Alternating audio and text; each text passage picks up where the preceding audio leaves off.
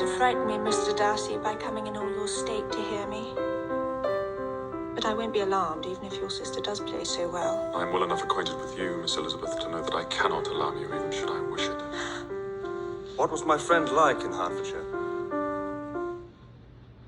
You really care to know? Prepare yourself for something very dreadful.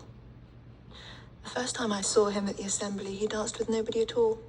Even though gentlemen were scarce and there was more than one young lady sitting down without a partner. I knew nobody beyond my own party. Oh, and nobody can be introduced in a ballroom. Fitzwilliam, I need you.